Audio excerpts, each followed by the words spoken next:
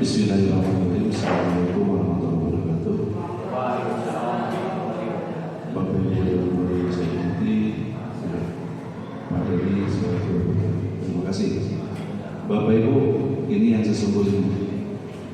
Pak Dedi ini akan menjelaskan bagaimana budaya positif ya ketika dia menjadi sekolah guru penggerak. Ini yang kita ambil budaya positifnya. Saya ini akan berkenaan dengan apa yang diprogramkan oleh sekolah.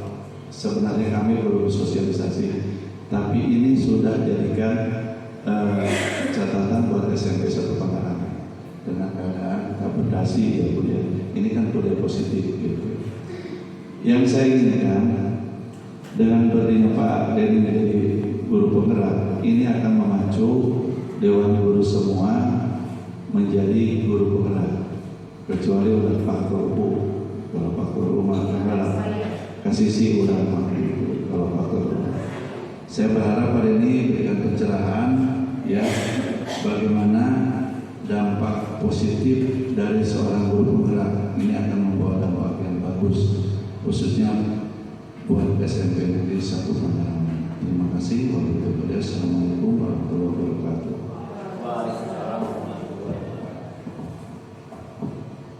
Terima kasih waktunya Pak Kepala Sekolah. Assalamualaikum warahmatullahi wabarakatuh. Izin melaksanakan diseminasi Pak Kepala, Bapak dan Ibu Guru. Posisi saya di sini sebetulnya bukan yang paling hebat. Ini hanya menyampaikan atau menyebarluaskan informasi tentang budaya positif di sekolah atau SMP 1 Pangkalan. Sebelum ke budaya positif, saya sebagai CGP lah bahasanya, ada Paila juga akan mencoba memberikan semangat buat Bapak dan Ibu, terutama bagi Bapak dan Ibu yang belum sertifikasi. Saya coba baca-baca di medsos di mana-mana ada regulasi baru, ada wacana, bukan hanya wacana sebetulnya, sudah ada Permen nomor 54 tahun 2022 bahwa guru-guru yang memiliki sertifikat guru penggerak akan bukan dinominasikan tapi akan diutamakan dalam tes PPG. Bahkan wacananya itu mereka tidak mengikuti PPG tapi tiba-tiba lulus. Jadi ini mudah-mudahan menjadi motivasi bagi guru-guru yang non sertifikasi. Apalagi bagi yang belum ASN, ketika nanti tes punya sertifikasi nilainya luar biasa. Itu. Jadi bukan guru penggerak bukan hanya calon kepala sekolah saja dan kenal siapa ya. Jadi akan menjadi motivasi buat Bapak dan Ibu untuk mendapatkan sertifikat ini. Bapak dan Ibu izin menyampaikan tentang budaya positif seperti yang diamanatkan dalam standar pendidikan nasional bahwa sekolah itu sebagai tempat untuk bercocok tanam. Tentunya di sini tugas guru kita mengusahakan sebuah lingkungan yang positif. Bagaimana lingkungan yang positif? Kita sesuai dengan cita-cita kita dalam PPDB tahun 2022 kemarin Pak Kepala, bahwa kita ini mewujudkan sekolah yang aman dan menyenangkan. Aman dan menyenangkan seperti apa? Tidak ada tekanan Bapak dan Ibu. Saya selalu bilang, silakan Pak Kepala. Terima kasih. Dalam PPDB kemarin saya selalu menghimbau Bapak dan Ibu, bukanlah kelas yang menyenangkan. Cek bahasa kasarnya dan dalam. Saya kadang mungkin agak keras di sekolah, tapi saya anti keras di kelas. Intinya apa? Jangan membuat tekanan di kelas. Jangan pernah berpikir tekanan kita di kelas itu akan membuat anak nyaman kemudian mau menyerap informasi kita. Itu yang diamanatkan dalam standar nasional. Katanya dengan adanya kebiasaan-kebiasaan baik akan memunculkan sebuah karakter yang baik dan yang nantinya akan menjadi budaya positif yang akan kita bahas nanti. Pak Ila, CGP Angkatan 6 izin menyampaikan, mohon maaf kalau ya saya agak berbeda dari para senior yang sudah melaksanakan ini. Bapak dan Ibu, sebelum kita bicara budaya positif ada pertanyaan pemantik. Saya tidak minta Bapak dan Ibu menjawab, tapi cukup dijawab dalam hati saja. Kalau masing-masing harus menjawab, waktu kita tidak akan selesai dalam waktu 1 jam ini. Pertanyaan pematik yang pertama, cukup jawabannya itu setuju atau tidak setuju, tapi dalam hati saja, tidak usah dijawab, wah kepada ini nggak usah. Yang pertama, setujukah Bapak dan Ibu apakah hukuman itu dapat mendisiplinkan anak? Itu yang pertama. Tidak usah dijawab ya pada ini. Yang kedua, setujukah Bapak dan Ibu bahwa pemberian hukuman dengan hal positif seperti membaca atau membersihkan halaman sekolah dapat meningkatkan disiplin anak? Dan yang terakhir, apakah Bapak dan Ibu setuju dengan memberikan penghargaan dapat meningkatkan motivasi belajar dan anak? Ini bicara poin yang ketiga pernah saya ungkapkan dalam designasi Pak Silahudin di CGP angkatan 6. Nanti akan kita bahas. Penghargaan itu akan menjadi seperti apa? Apakah berdampak positif atau sebaliknya? Tuh. Silakan direnungkan. Mungkin ada waktu 1 sampai 10 detik. Mohon dijawab dalam hati. Poin 1, 2, dan yang terakhir. Cukup ya. Selanjutnya, hari ini topik kita ada 6 Bapak dan Ibu. Yang pertama, kita akan membahas tentang disiplin positif dan nilai-nilai kebajikan universal. Yang kedua, teori motivasi, hukuman dan penghargaan termasuk restitusi kalau Pak Ida sudah terbiasa. Yang ketiga, keyakinan kelas. Keyakinan kelas pernah saya baca di kelas 9 yang itu luar biasa.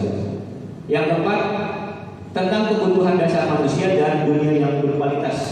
Sedangkan yang kelima, masih restitusi. Nanti kita akan sampai itu restitusi. Ada 5 posisi kontrol sebagai guru, sebagai kepala sekolah, dan yang terakhir restitusi, segitiga restitusi. Ini materi kita hari ini. Kita langsung masuk ke materi yang pertama tentang disiplin positif dan nilai-nilai kebajikan universal. Ini mari kita renungkan bersama. Ini jujur saya baru pertama belajar di CPP angkatan 7. Ada sebuah narasi Bapak dan Ibu tentang teori kepala-kepala. Ini misalkan saya memegang sebuah kertas. Jadi begini. Sekarang bayangkan Bapak dan Ibu ada 2 orang, ada si A dan si B, atau Bapak A dan Ibu B. Si A mengambil sebuah barang yang sangat berharga. Kalau ibu-ibu biasanya misalkan emas. Misalkan Bu Ida punya sebuah cincin yang menurut Bu Ida itu lebih berharga daripada suaminya itu sendiri. Misalkan bahkan lebih berharga daripada itu. Atau mungkin misalkan Pak Yopi karena suka otomotif dia punya kunci Fortuner dan Pak Yopi itu lebih berharga dari apapun. Nah, nanti kita akan bicara perubahan paradigma. Narasi yang kedua, ketika kita sudah mengundang, misalkan saya suka otomotif ini kunci mobil saya. Kemudian muncullah teman B, ada Ibu Camat, Bu Lilis. Nah, Bu Lilis ini akan mencoba dengan sebuah tenaga akan mempengaruhi Ida.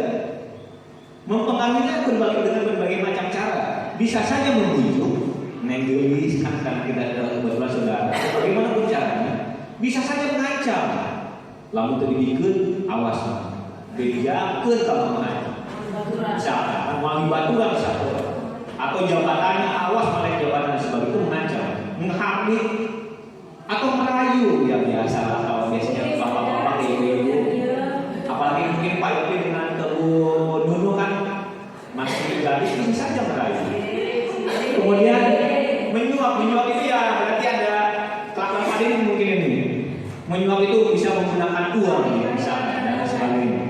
Nah, aku apa saja tujuannya bagaimana caranya Bu Ida itu membuka tangan, kepala tangan ini. Itu teori kontrol, bagaimana kita bisa mengontrol orang lain. Ada sesuatu barang yang kita miliki sangat berharga, kemudian datang seseorang yang akan merayu. Biasanya bapak-bapak kan dulu ketika yang merayunya itu wanita. Itu akan kita bicara teori kontrolan. Silakan bayangkan, kemudian wah apa yang terjadi jika ada sebuah tekanan, rayuan, saya akan bagaimana nanti? Kita akan bicara teori kontrol. Ternyata ada teori kontrol kata Pak Ila yang akan memutuskan bukan orang lain tapi diri sendiri. Kita akan dulu dengan Pak Ila. ucapan mungkin dengan ancaman, opini mungkin dengan bujukan, cara masing-masing akan berbeda. Tapi kita sendiri yang akan memutuskan saya akan terpengaruh atau tidak. Itu. Selanjutnya, nah ini yang akan kita bahas Bapak dan Ibu, teori kontrol. Bapak dan Ibu di kelas atau sekolah akan menggunakan teori ini salah satunya. Menurut William Glasser ada beberapa teori kontrol. Yang pertama ada ilusi guru mengontrol murid.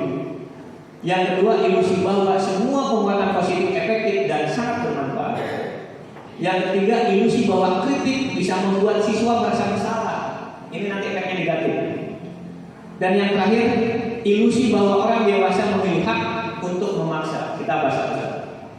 Yang pertama, ilusi guru bisa mengontrol murid. Murid itu bisa dipengaruhi oleh siswa, itu bisa dipengaruhi guru. Macam-macam bisa paksaan dan sebagainya. Pada dasarnya, kenapa siswa bisa mengikuti kontrol guru? Karena memang mengizinkan. Saya punya anak Bapak dan Ibu, si Alfa. Saya bilang, Dek, rambut Dede dikontrol. Potong ya. Ayah itu malu di sekolah suka meminta siswa untuk memotong rambut. Anak saya bilang enggak mau. Besoknya lagi deh potong rambutnya. Anak saya bilang enggak mau. Besoknya lagi tiba-tiba anak saya pulang sekolah. Ketika jam 1 saya pulang ke rumah, anak saya kan udah di rumah karena anak SD. Kemudian datang bilang, ya kata ibu guru juga rambut Dede gondrong harus dipotong. Dan dari kasus seperti itu sudah bisa terlihat siapa yang bisa mengontrol anak-anak. Ternyata orang tua, gurunya, bukan orang tua. Kadang apa yang dikatakan oleh orang tua di rumah itu kadang tidak didengar. Mungkin saja mereka mendengarkan ketika ada imbalan, misalkan potong rambut, bang ayah kasih 100.000, baru mendengar. Tapi bicara sekolah, mungkin saja seorang guru bisa mengontrol anaknya. Didengarkan kata-kata guru. Ayah istilah diguru dan itu yang terjadi. Ilusi bahwa seorang guru hadir bisa mengontrol anaknya. Kenapa bisa begitu? Berarti anak pada dasarnya sudah mengizinkan kalau dirinya dikontrol oleh seorang guru. Bagaimana dengan Hairul misalkan? Berarti Hairul tidak mengizinkan dirinya dikontrol oleh guru, makanya badung. Dalam dirinya tidak ada keinginan. Jadi Hairul itu seperti ini. Guru mengontrol siswa, Hairul tetap menganggap. Diancam memegang terus. Kemudian misalkan dirayu terus memegang kuat.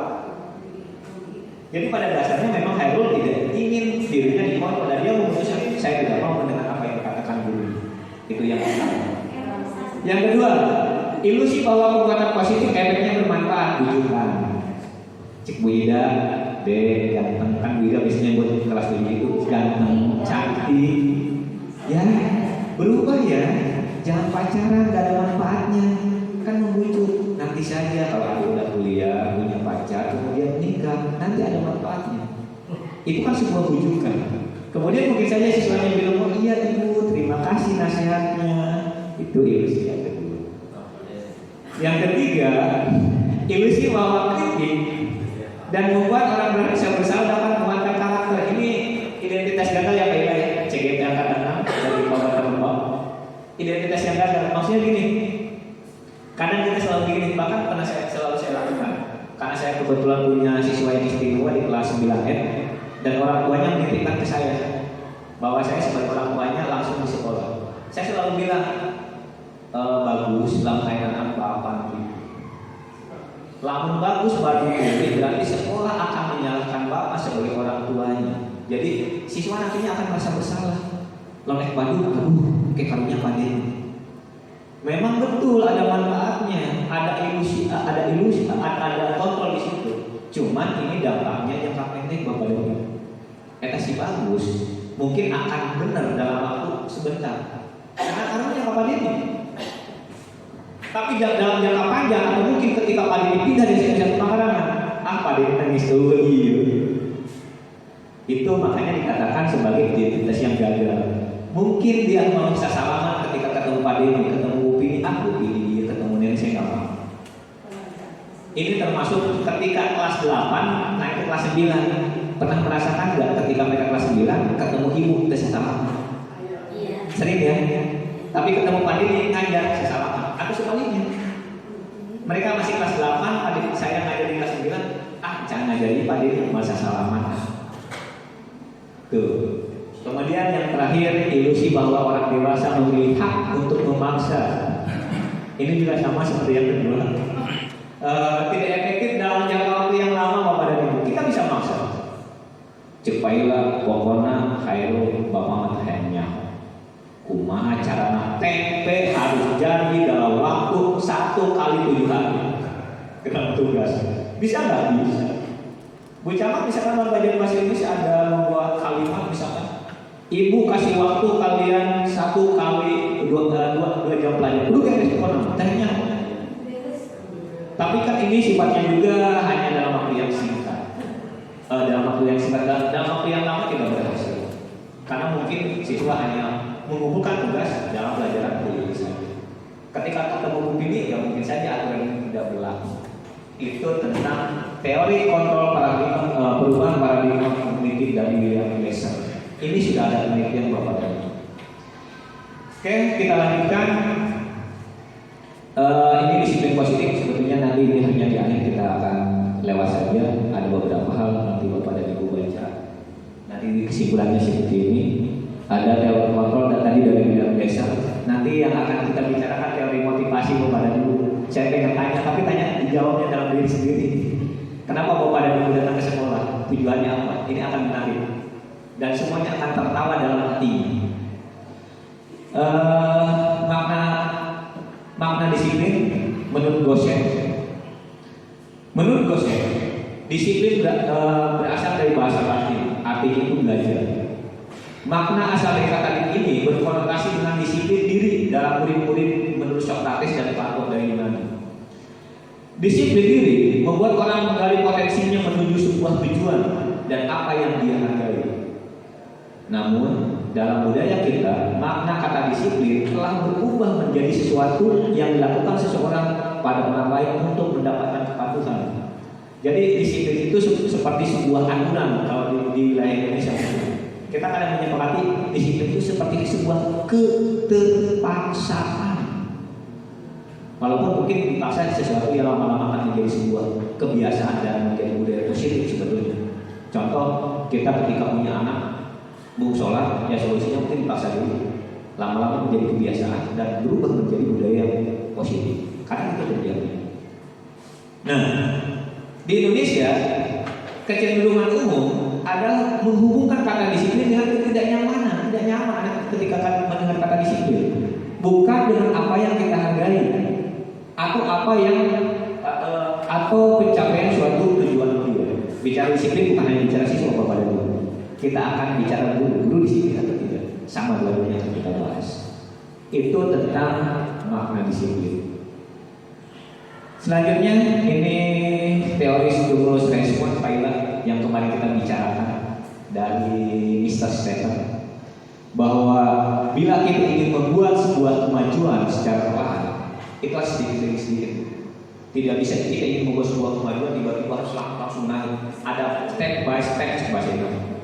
Pak Didi sebagai bendahara ketika akan membangun sekolah itu pelan dulu Pak Didi. Tidak mungkin Pak Didi ingin membangun langsung musola, ingin membangun macam-macam, itu agak susah. Begitupun dengan membangun siswa. Makanya kami sekolah selalu sepakat dengan kepala satu dulu deh kita munculkan, dasi dulu. Ketika dasi sudah mulai ini, kita munculkan yang lain. Rencana kita ke depannya itu sabuk Bapak dan Ibu. Anak sudah pakai sabuk, cuman bentuk sabuknya itu yang macam-macam.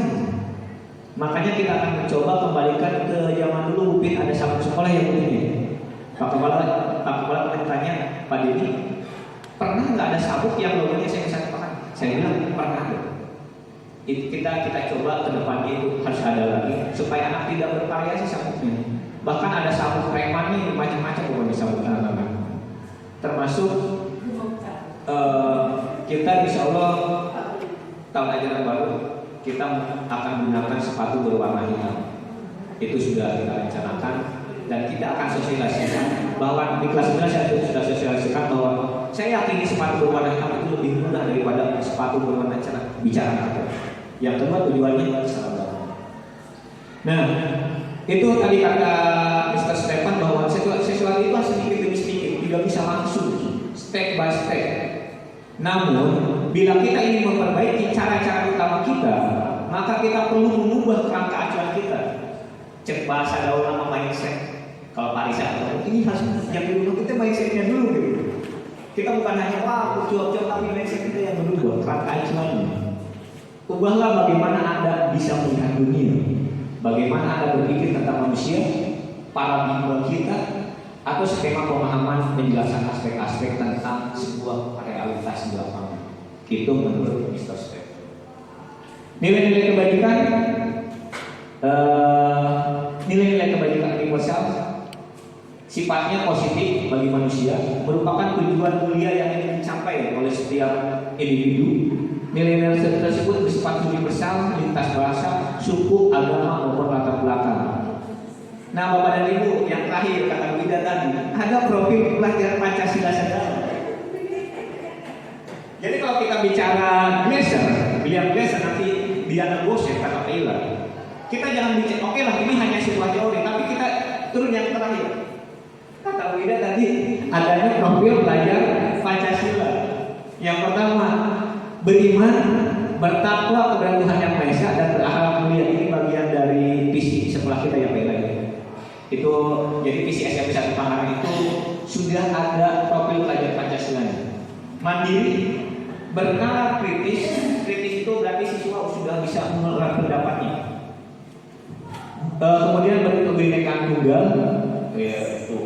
berkebinekaan global, kemudian bergotong royong dan kreatif. Itu tentang nilai-nilai kebajikan universal, salah satunya tentang profil pelajar Pancasila. Bagi guru-guru kelas 8, kelas 10, kelas 7 lah, oke. Kata-kata ini sudah tidak terlalu asing. Mungkin kelas yang lain ada apa ya, kelas 8, kelas 9. Mungkin nanti saya yakin ada yang tidak tahu apa itu profil pelajar Pancasila. Yang kedua, evaluasi konsep yang kedua tentang teori motivasi, hukuman, penghargaan dan restitusi. Ini saya menarik di sini saya. Yang pertama, ini teori motivasi. Ini bukan hanya tentang guru siswa, tapi tentang guru. Saya lebih tertarik ini menghubungkan dengan kegiatan guru. Bu Ida ngapain datang ke sekolah? Siapa yang menyuruh atau memotivasi Bu Ida datang ke sekolah? Akan berbeda antara satu guru dengan guru yang lain. Pak Deddy datang ke sekolah ngapain? Motivasinya beda-beda. Kata Pak Deddy, saya ke sekolah tujuan utamanya itu berbarengan mengantarkan ibu dan SD karena kebetulannya sama. Jadi kalau saya tidak ke sekolah, mungkin istri saya juga tidak akan datang ke sekolahnya. Makanya ada motivasi tersendiri. Ada 3 Bapak dan Ibu teori motivasi. Mohon untuk direnungkan. Tidak bermaksud menyinggung seseorang, tapi silakan temukan masing-masing. Saya akan bertanya, tapi tidak ingin dijawab. Silakan jawab dalam hati masing-masing. Motivasi datang dari ada yang datang dari diri sendiri, ada motivasi yang datang dari luar. Pasti, Bapak, saya ulangi. Motivasi Bu Eka datang ke sekolah itu ada 2 motivasi. Motivasi datang dari diri sendiri, ada motivasi datang dari luar. Contoh sederhana. Kalau motivasi datang dari diri sendiri, Bu Eka ingin saya ingin menjadi staf TU yang terbaik di SMP 1 Tangerang. Motivasi seperti itu. Kalau motivasi dari luar, dari suaminya, Neng gelis istri akang, lamun neng ngedul isin akang korwil. Kayak lalu cina kumaha yang pemajikan korwil pada sekolah. Berarti Bu Eka datang ke sekolah itu motivasinya datang dari luar, datang dari tekanan dari suaminya, sehingga dengan terpaksa datang ke sekolah. Nanti kita bahas. Yang pertama, motivasi untuk menghindari kenyamanan atau hukuman. Sedangkan yang kedua, untuk mendapatkan sebuah imbalan atau penghargaan dari orang lain atau institusi. Semua pasti tertawa. Dan yang ketiga, motivasi yang terjadi terhadap manusia disebabkan oleh untuk menghargai diri sendiri. Nanti kita akan bahas mana yang datang dari sendiri, mana yang datang dari orang lain. Untuk yang pertama, motivasi atau perilaku manusia yang datang dari untuk menghindari ketidaknyamanan atau hukuman. Ini ada diurutan karena Bapak dan Ibu, walaupun ada di rumah saya. Jadi bahasa kasar kita goreng-goreng. Jadi ketika Bapak dan Ibu datang mengajar itu, yang pertama untuk menghindari hukuman. Contoh, Bu Ida misalkan ke kelas, ketika bel langsung masuk. Saya coba tanya kebetulan karena saya Wakasek, ya walaupun detik-detik Wakasek, saya tanya, Bu Ida, luar biasa rajinnya. Kenapa Bu Ida rajin sekali? Daripada diceritakan Pak Denny, menikah kelas di kelas nggak bisa ngajar. Jadi dia Pak Denny ngomong, dan sebagainya. Berarti Bu Ida rajin itu memang untuk menghindari sebuah hukuman. Biasanya orang-orang yang menghindari ketidaknyamanan atau menghindari hukuman itu akan selalu bertanya, apa yang akan terjadi apabila saya tidak melakukannya? Berarti Bu Ida udah tahu yang pertama Pak Denny pasti nanya, Bu Ida amanah baik. Atau mungkin seorang memang mengancam, lamun Bu Ida terang aja, lamun ngajukan SKP melakukan Bu Bapak. Awas pokoknya. Cek Bu Ida, tapi kan Abi baru naik golongan Pak. Nanti 4 tahun ke depan, Bapak sudah pensiun. Oke. Nanti kemudian saya tanya Pak Eka rajin amat. Kan saya sebentar lagi akan P3 apa? Mungkin Bapak cerita kan, rumah pengajuan apa? Atau kata Bu Ella, hati-hati Bu Ella, nanti 5 tahun ke depan saya akan tanda tangan Bu Ella. Kalau tidak mau diperpanjang, terima ya. Cek Bu Ella, daripada Abi carekan ya udah deh rajin ke sekolah. Jadi motivasi yang pertama itu karena ketidaknyamanan. Karena sebetulnya Bapak kasih siul bisa air kamu. Sedangkan yang kedua, motivasi perilaku seseorang itu untuk mendapatkan imbalan. Ini yang terjadi dengan anak-anak kita di rumah, percayalah. Saya bilang, Dek, ngaji ya? Oke ya, yang penting mah uang jajan naik. Waduh, kok bisa naik? Padahal kan BBM tidak naik. Apa ya? Tapi kan harga-harga naik. Oke, siap aja kamu. Kumaha daripada ngaji. Kemudian saya curhat sama bapak saya di rumah, dengan naon, geus biasa mari oge beunang gitu. Motivasi kita melakukan sesuatu yang kedua itu ya untuk mendapatkan imbalan. Imbalan dari siapa? Kita jadi pohon ya. Imbalan dari siapa? Bisa dari siswa atau mungkin bisa dari institusi, kepala sekolah atau atasan misalnya. Pertanyaannya selalu sama. Pertanyaannya begini: apa yang akan saya dapatkan apabila saya melakukannya? Iga berenang, ayat berenang, saalit barenang. Kita bahasa Melayu.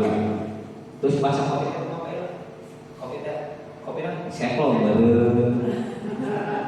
Jadi bahasa ayat berenang, sepol berenang. Kalau di sekolah kan ada sepol berenang, itu bahasa Papua. Jadi Pak Pro melakukan sesuatu itu ya motivasinya yang kedua. Lamun pandemi merek kopi sepol, dia mau melakukan sesuatu. Kalau tidak merek kopi, ya tidak melakukan itu. Jadi ini ada di memang lebih tinggi dari yang pertama, tapi ini juga berefek jangka pendek Bapak dan Ibu. Jadi lamun jangka pendeknya maksudnya gini, lamun ayah penghargaan, kalau ayah hadiah melakukan, kalau tidak ya tidak mau. Sama dengan siswa. Siswa kalau terlalu banyak dikasih hadiah, ya mungkin anak semangat. Tapi ketika hadiahnya tidak ada, ini akan membuat mereka kecewa. Bu Camat, misalkan di kelas ketika anak yang menjawab, Bang Ibu kasih uang 1.000 misalkan atau permen, anak semangat. Tapi ketika Bu Camat ke kelas tidak sedang bawa permen, anak tahu, wah ibu gurunya tidak bawa hadiah, saya tidak mau jawab. Dan mereka mungkin kecewa karena dari rumahnya sudah berpikir setiap satu pertanyaan ibu guru akan kasih 5 juta, semangat dari itu. Tapi kalau tidak diberikan itu akan jadi kecewa mereka. Tuh. Nah, yang pertama dan yang kedua ini merupakan motivasi ekstrinsik Bapak dan Ibu. Artinya motivasi yang datang dari luar. Motivasi ini datang dari luar dari orang lain. Bisa datang dari pacar kita, dari pasangan kita, bisa dari guru. Motivasinya datang dari guru, bukan motivasi datang dari diri sendiri. Sama seperti Bapak dan Ibu guru, rajin mengajar karena ada motivasi dari yang lain. Motivasi dari yang lain bisa saja karena ada imbalan atau mungkin ada sebuah ancaman, sehingga kita mencari jalan untuk menyelamatkan diri sendiri akhirnya. Itu motivasi yang pertama dan kedua, jadi datangnya dari luar. Nah, sedangkan motivasi yang ketiga, ini motivasi datangnya dari dalam. Motivasi internal, ini yang kita katakan tujuan disiplin positif. Motivasinya untuk menghargai diri sendiri. Jadi dalam diri saya, misalkan Bu Dewi Sofi misalkan datang ke kelas, tujuannya saya ingin anak-anak saya itu siap menuju dunia kerja. Anak sekarang kan Alfamart dan Indomaret itu situasi itu sebenarnya ada di mana-mana. Bahkan Alfamart terbaru itu ada di depan BTN Pak. Jadi ketika saya janjian dengan kurir JNT, Pak Dini saya ada di apa baru? Saya bilang apa sih warungnya? Bumun kan? Bumun Pak. Jadi Alfamart dan Indomaret itu menciptakan peluang lapangan kerja yang bagus buat anak-anak kita, terutama anak-anak kita yang memang tidak punya niat untuk kuliah, Bapak dan Ibu. Nah, misalkan Bu Sofi, saya ingin anak-anak saya itu diterima di dunia kerja. Solusinya bagaimana? Saya ingin pembelajaran di kelas berbasis IT. Jadi IT yang terus digunakan, minimal anak terbiasa menggunakan MOS. Karena kan ketika mereka kerja di Alfa biasanya menggunakan MOS. Ini biasanya dilakukan oleh Pak Ila. Ada motivasi dalam diri Pak Ila. Bagaimana caranya anak itu bisa berhasil besok atau 5 tahun ke depan. Jadi Pak Ila datang ke kelas lain diceritakan Pak Dewa, atau Pak Ila datang ke kelas lain dilihat kepajakan. Beda kasusnya. Atau misalkan Pak Yopi berolahraga di sini. Pak Yopi, saya ingin anak-anak itu menjadi atlet loh. Jadi motivasinya itu dalam diri ingin anak-anak itu berhasil. Karena besok waktu lusa ketika anak berhasil, minimal wah saya itu dilatih oleh Pak Yopi. Dialah guru saya. Atau mungkin kata Pak Dedi, ternyata besok waktu lusa siswanya menjadi Pak Camat atau menjadi sekolah. Pandai membuat surat. Siapa gurunya? Pak Dedi. Made in Pak Guru. Jadi ada motivasi dari Pak Dedi ingin mencetak anak-anak terbaik, anak-anak terbaik. Bukan disisiran atau ingin mendapatkan ayam baru. Itu tentang motivasi yang ketiga. Dan ini yang harus kita terapkan kepada diri. Baik dalam diri kita pribadi maupun dari siswa. Mangga renungkan setengah menit atau 30 detik. Saya ada di posisi yang mana? Tidak usah dijawab. Pasti semuanya tertawa. Pak Didi renungkan. Saya ada di mana? Saya di posisi 1. Walaupun posisi 1 itu paling rendah benar.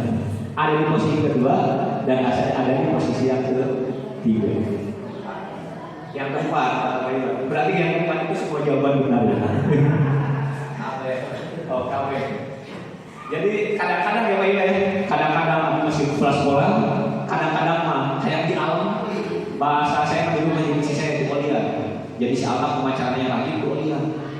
Ganteng, pinter, warna mirip ibu Alta. Kalau disebut Alta mirip ayah langsung ngambek. Alta ganteng, mirip ibu punya luar biasa belajar, langsung semangat. Berarti ada di motivasi yang kedua.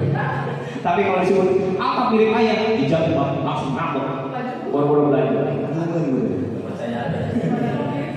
Padahal mah mirip.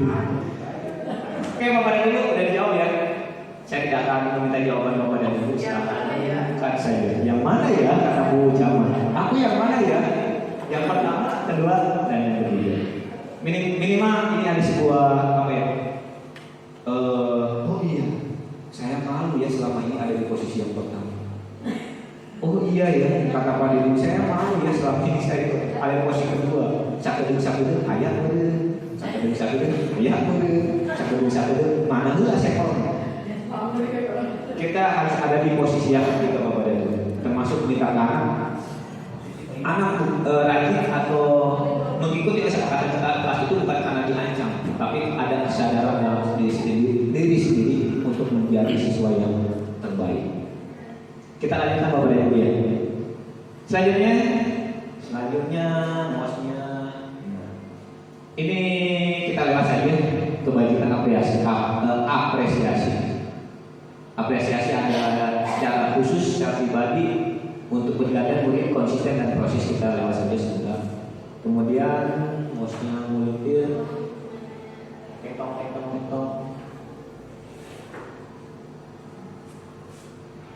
Nah, ini yang akan kita bahas. Ini akan berlaku dengan siswa. Kalau bicara guru, kita tidak bisa bicara tentang konsekuensi, hukuman dan konsekuensi. Karena guru yang rajin, yang malas tetapi anak-anak ikut kelas sekolah. Bapak dan Ibu, kita akan masuki materi baru tentang hukuman dan konsekuensi.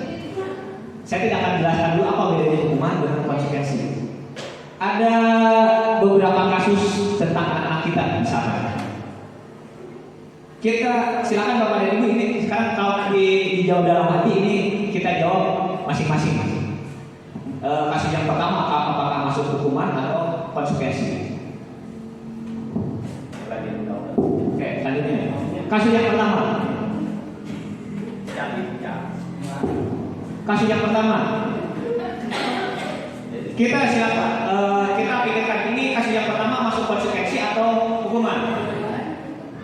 Mencatat 100 kali dalam buku sebuah kalimat yang mengatakan bahwa saya tidak akan terlambat lagi karena terlambat ke sekolah. Jadi ketika anak datang terlambat ke sekolah, siswa itu disuruh mencatat dalam bukunya.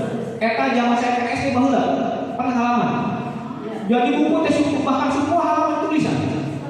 Efeknya apa? Buku habis, tidak bisa digunakan.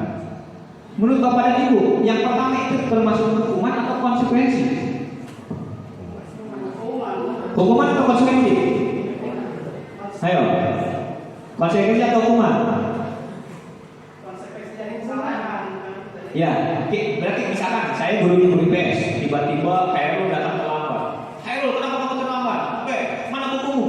Silakan kamu tulis di semua halaman bahwa kamu tidak akan terlambat lagi. Itu hukuman atau konsekuensi? Ayo. Konsekuensi menurut saya ada komitmen sebelumnya. Komitmen. Kalau hukuman? Kalau hukuman belum tahu. Jadi ini hukuman atau konsekuensi? Hukuman. Hukuman. Pak Ila, bagaimana? Oke, untuk kasus yang pertama ini masuknya hukuman. Kenapa hukuman? Nanti saya jelaskan. Oke, yang pertama kita hukuman. Yang kedua, siswa lari mengelilingi lapangan basket 2 kali karena gue amat redaksinya. Si lari mengelilingi lapangan basket 2 kali karena terlambat hadir di sekolah. Hukuman atau konsekuensi? Hukuman. Jadi siswa harus lari 2 keliling karena terlambat datang sekolah. Hukuman atau konsekuensi? Hukuman ya, sepakat ya. Oke, yang kedua masih hukuman. Yang ketiga, murid diminta untuk push up 15 kali karena tidak menggunakan dasi misalkan sekolah. Karena masker sekarang sudah digunakan, hanya saya ganti itu dasinya. Murid diminta untuk push up 15 kali karena tidak menggunakan dasi di sekolah di kelas. Hukuman atau konsekuensi? Hukuman ya. Oke, kita sepakat masih hukuman.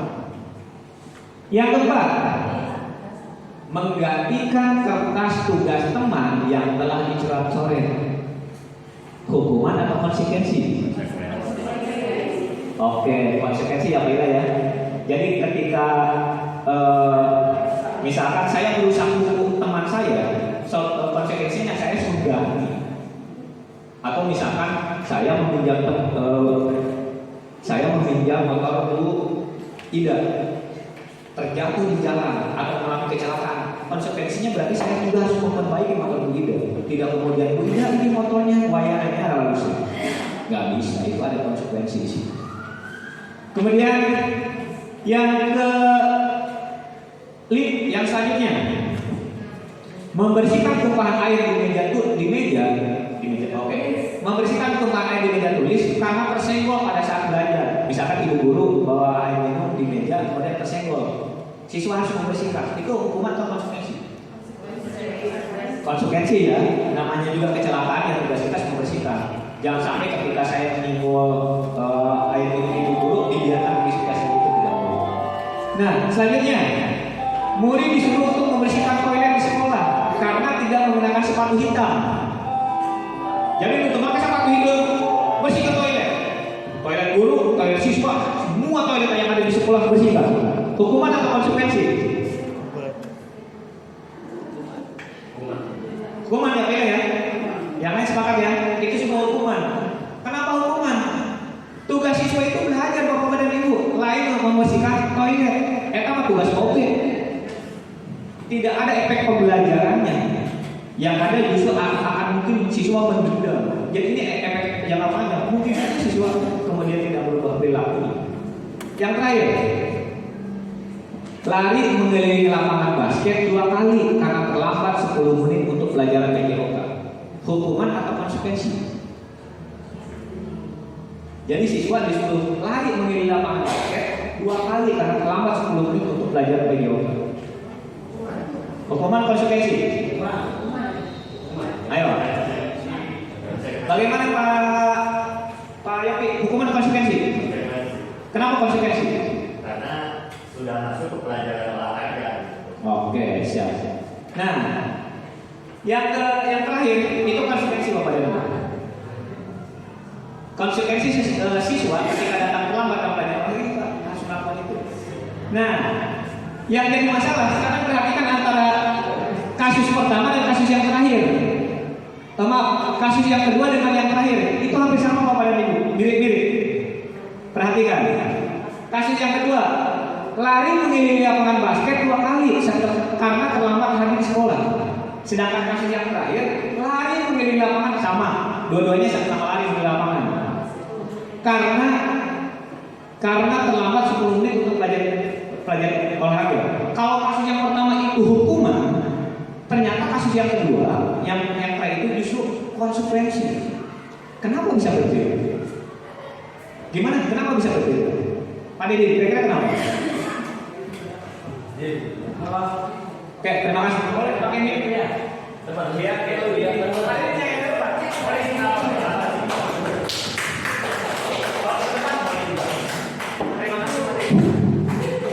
Ketika menyimak penelitian yang ada dalam kasus pertama dan kedua, ya itu ada hal yang wajar. Contohnya saya akan langsung ke kasus yang kedua. Jadi tingkat kewajarannya itu diberikan hukuman ya untuk melanggar. Oh maaf, oh iya. Itu di kasus kedua kita menyimak sedikit saja. Ya, siswa yang sudah melakukan pemalasan di lapangan. Jadi hal yang wajar, ya, hal yang wajar. Jika siswa yang terlambat itu disuruh untuk melakukan lari di lapangan, itu aja. Terima kasih.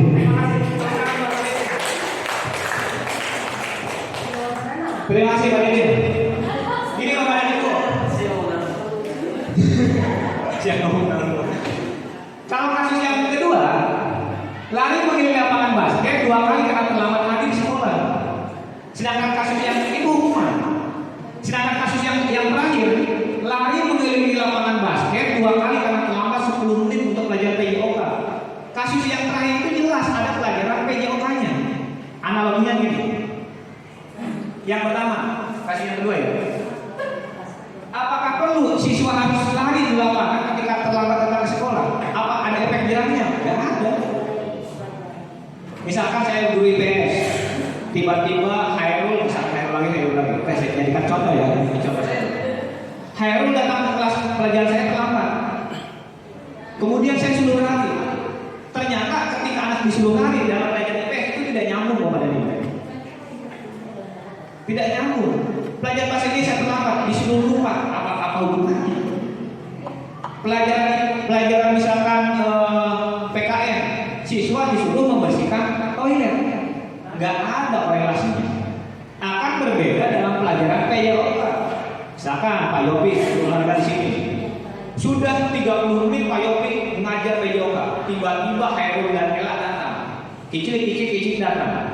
Kata Pak Yopi, kamu terlambat, lari 10 keliling, lari 2 keliling. Kenapa disuruh lari? Karena memang teman-teman yang lain sudah dilaksanakan pemanasan. Jadi Pak Yopi tidak memberikan hukuman, tapi memang menyuruh siswa yang terlambat itu melakukan pemanasan terlebih dahulu sebelum kegiatan inti.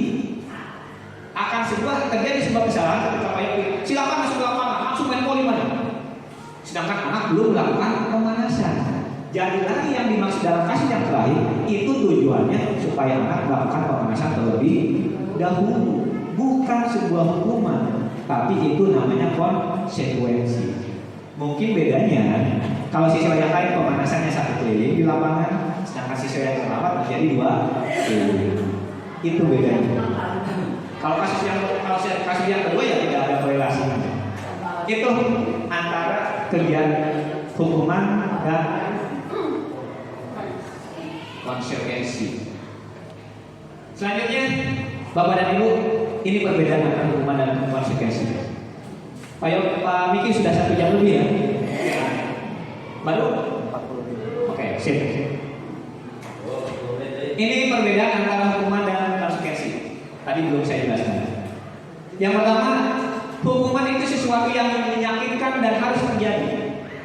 Sedangkan konsekuensi sudah terencana dan sudah disepakati oleh siswa dan guru. Tadi kata Bu Bini tadi. Jadi kalau hukuman mah, ketika siswa datang terlambat, kadang kita pun tidak memikirkan hukuman. Pelajaran juga tiba-tiba siswa datang terlambat. Mana terlambat? Bersih sampah. Apakah yakin besoknya disuruh membersihkan sampah? Dan memori juga tiba-tiba, WC kotor. Mari bersihkan WC. Jadi spontan perintahnya. Dan ternyata itu menyakitkan Bapak dan Ibu. Mungkin saja anak itu patuh hanya dalam waktu singkat, sedangkan dalam jangka waktu panjang mereka tidak akan mengikuti perintah yang ada. Sedangkan dalam konsekuensi terencana di kelas sudah membuat kesepakatan. Ibu ini wali kelas bilang anak-anak sudah dibuat membuat kesepakatan. Bagaimana kalau kalian terlambat dalam mata pelajaran ibu dan pelajaran yang lain? Kalau kalian terlambat 5 menit, hukuman konsekuensinya seperti ini. Kalau terlambat 10 menit, konsekuensinya seperti ini. Anak sudah tahu ketika datang terlambat, oh iya, apa yang harus saya lakukan? Memang anak sudah tahu dalam memorinya. Kalau saya misalkan tidak mengerjakan tugas, sudah tertulis. Tertulis itu sudah disepakati antara guru dengan siswa. Ini pernah saya baca di kelas 9 itu ada kesepakatan kelas antara guru wali kelas dengan siswanya. Sudah disepakati oleh kedua belah pihak. Jadi siswa tidak akan bertanya, apa yang harus saya lakukan? Bu, Abi makmum menyatakan manusia tersebut. Kita tinggal bilang, ini kesepakatan kita bersama. Kalau bahasa saya itu ada lista maja utama. Hukuman boleh atau tidak? Boleh. Baiklah, hukuman itu boleh. Cuman sebagai alternatif terakhir jika konsekuensi dan restitusi sudah tidak bisa dilakukan. Ayo nak terima. Cepat dilakukan. Ayo nak terima hukum hadui berlanjut. Tuh. Yang kedua, dalam hukuman akan membuat anak sakit baik secara fisik. Kan hukuman itu bisa dengan verbal atau dengan ini. Verbal itu kata-kata. Kayak dia boleh patut, setelah hidup wah macam-macam itu kan akan menyakitkan hati. Ya kalau siapa tuh aku nggak bisa jawab. Ya pokoknya gitu aja. Itu Bapak dan Ibu ternyata bisa menyakitkan hati Bapak dan Ibu. Mohon tidak diulangi. Ingat sekolah kita itu menuju sekolah yang aman dan menyenangkan. Quality learning dalam PPDB kemarin. Itu mohon tidak dilakukan karena itu ternyata bisa menyakitkan hati anak. Dalam jangka waktu yang sangat lama, ingat Bapak dan Ibu, silakan tanya ke anak Bapak dan Ibu yang alumni SMP 1 Pangkarangan atau mungkin alumni Bapak dan Ibu yang sekarang sudah bekerja, mereka akan teringat kata-kata kita semuanya. Artinya apa? Ternyata sakit hati mereka itu akan teringat sampai mereka mungkin sudah meninggal. Dendam. Sedangkan konsekuensi, anak akan merasa tidak nyaman sebetulnya, betul. Dalam konsekuensi pun anak tetap tidak nyaman, tapi dalam jangka waktu yang sangat pendek. Jadi saya tahu. Tapi dalam hukuman ini, Pak ini pernah dicabut ulang-ulang sampai ke ketihan, misalkan ingat baik. Kalau konsekuensi mungkin dalam waktu sekejap, kopi ini pegawai kami tadi lo naik tolak. Tapi hanya waktu hari tahun itu. Sebenarnya ada kode, memang itu tidak membuat mereka sakit hati. Hanya mungkin misalkan Bu Bini bilang ke anak kelas 9 yang tidak pikir, mohon bersihkan ketika istirahat. Anak masih belum terkata, aduh moga balik kelas ayo kita istirahat jajan kalau kita mau bersihkan kelas. Tapi sehari tahu itu bagian dari konsekuensi Bapak dan Ibu. Ketika misalkan kelas Bu Bini mendapatkan kelas terkotor, Bu Bini kasih tugas. Pokoknya dalam waktu 1 minggu kalian tidak boleh istirahat. Bersihkan kelas kalian. Itu dalam waktu sehari tahun. Aduh, ini gua balik kelas kayak wedding. Oh, baik. Waktu ngajar-ngajar di kelas. Tapi kan tidak mendenda. Berbeda dengan kasus hukuman. Yang selanjutnya, dalam hukuman anak membenci kedisiplinan. Jadi saya bakalan disiplin. Ayo mas amat, tinggal Ibu Ella, tinggal Ibu Ella, ayo Ibu Ella pasti ayo carikan. Mulitir, Bu Ella ada di lapangan, akhirnya udah beli di batu. Kalau ayo panggil Bu Ella pasti langsung siap. Ayo beli di lapangan. Sedangkan dalam konsekuensi anak menghargai disiplin, udah tahu. Oh iya, kalau saya terlambat, saya tidak membersihkan kelas, istirahat, ayo waktu istirahat saya tidak bisa jajan, tapi tetap ada di kelas. Apa benar? Selanjutnya dalam hukuman ada sebuah paksaan. Sedangkan dalam konsekuensi ada stimulus respon. Kenapa stimulus respon? Ada sebab dan akibat. Cek bahasa Indonesia hukum kausalitasnya sebab akibat. Jadi kalau saya tidak boleh istirahat berarti ada sesuatu sebab akibat. Kalau kelas ini tidak saya bersihkan berarti saya tidak bisa istirahat dan beli jajan es cendol. Karena ibu pilih pasti menyuruh saya membersihkan kelas waktu itu. Selanjutnya, dalam hukuman akan mendorong anak menyakiti diri sendiri, sedangkan dalam konsekuensi akan mendorong anak akan mudah menyusahkan diri. Dalam hukuman ada konsep diri yang buruk, sedangkan dalam konsekuensi ada konsep diri yang baik. Nanti kita bicara disiplin positif nanti. Dalam hukuman anak belajar untuk menyembunyikan kesalahan, sedangkan dalam konsekuensi anak belajar untuk mematuhi peraturan. Maksud gini, pernah tuh nanya budak, kita akan memberikan hukuman budak ngabaron. Mana ngarokok di pernah orang tua kamu tahu nggak kamu ngerokok? Enggak pak. Kamu berapa kali ngerokok di sekolah? 1 kali pak. Yakin 1 kali usaha pak itu biasanya berbohong. Dari mana kita tahu biasanya pembatalan ambil jalan? Pak saya tahu tuh bang bohong. Jadi karena udah tahu bakal dicabut pada ini, mereka akan berbohong. Bagaimana caranya mereka mendapatkan hukuman seringan mungkin? Solusinya apa? Berbohong. Sedangkan dalam konsekuensi anak itu untuk mematuhi, kalau udah tahu. Kalau saya mengacak-acak meja pasti tidak ada waktu untuk istirahat. Dalam pelajaran olahraga, kalau saya terlambat, berarti pemanasan saya lebih banyak dibandingkan teman-teman yang lain. Itu konsekuensi. Mulai masa keliling, saya masa dulu keliling. Itu bedanya. Selanjutnya, dalam hukuman anak belajar untuk menjemput tadi ya.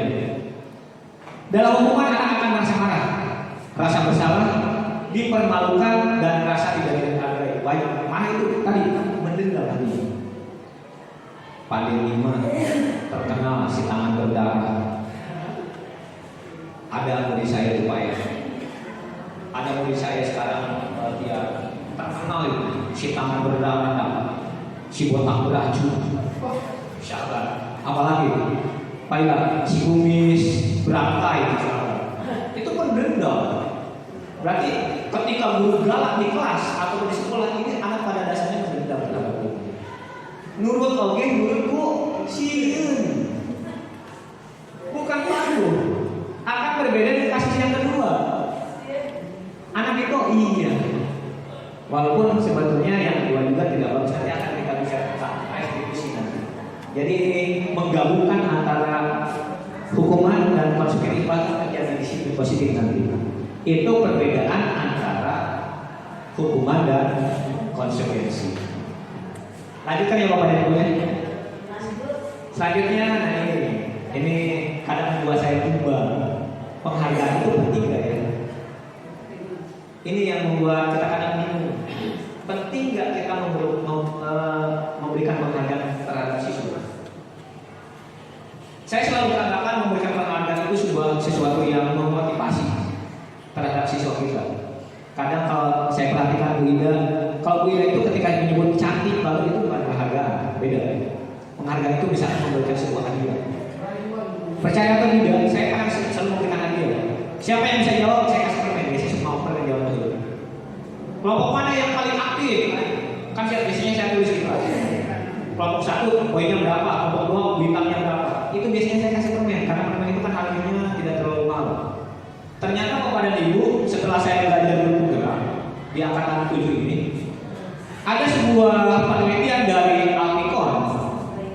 bahwa penghargaan maupun hukuman ini sama ternyata. Kita jangan bicara hukuman saja. Penghargaan hanya hukuman. Penghargaan pun merupakan cara mengontrol perilaku seseorang yang menghancurkan potensi. Itu saya ngomong, wah berarti bisa menghancurkan potensi seseorang untuk pembelajaran yang sesungguhnya. Padahal kita selalu berpikir memberikan sebuah hadiah mudah-mudahan menjadi motivasi buat anak supaya lebih belajar lebih giat lagi. Ingat nanti di bulan Juni ranking pertama Ananda Jumai Sari. Tepuk tangan Bapak dan Ibu untuk Ananda Jumai Sari. Langsung kemudian datang orang tua yang 100.000 kamu pindah. Gitu ya. Ranking kedua Ananda Ika. Tepuk tangan Bapak dan Ibu. Woi semangat. Dan 3 besar terakhir Ananda Dedin Asep Gumelar. Kita biasanya mengumumkan 10 besar Bapak dan Ibu. Bahkan itu selalu diomongkan di rumah. Saya setelah bagi rapat pulang ke Cianjur. Alta ranking berapa? Ranking 9. Cincin, si Alta Serengenge, kita cium. Siapa ranking 1? Sampai 1000 sewa karena saya mengambil tamu. Karena si Alta mah ranking salah pakai Bapak. Sedangkan anak saya yang pertama ranking terakhir Pak. Luar biasa kan? 31 dari 31. Karena yang selalu pertanyaan itu ranking 1 dan ranking 10. Dan itu menjadi sebuah nilai prestisius bagi orang tua. Orang BTN, ada Pak Ila, ada Bupin. Ramai setelah bagi rapat. Bupin, anak Bupin ini ranking masa berapa? Ranking kami dulu. Bagus Pak. Anakku Dewi Sofi di BTN banyak ranking berapa? Ranking 1. Luar biasanya juga dibuka pintar ya. Nah ternyata penghargaan itu bisa menghancurkan potensi Bapak dan Ibu. Hati-hati. Jadi jangan pernah melakukan lagi memberikan penghargaan. Jangan melakukan lagi memberikan hadiah-hadiah kepada siswa kita. Kenapa bisa menghancurkan potensi? Yang pertama, penghargaan bisa punya pengaruh jangka pendek dan jangka panjang. Maksudnya apa? Dalam jangka pendek, betul anak itu bahagia. Oh iya ya. Aing belajar hari ini Bu Ella diberi permen 1 bungkus.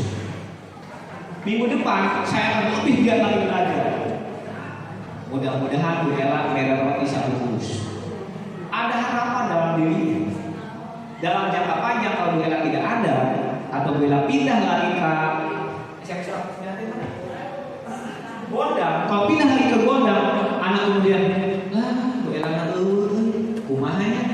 Ternyata anak ada motivasi untuk mendapatkan makanan besar. Itu jangka pendeknya bagus, tapi jangka panjangnya akan berbahaya.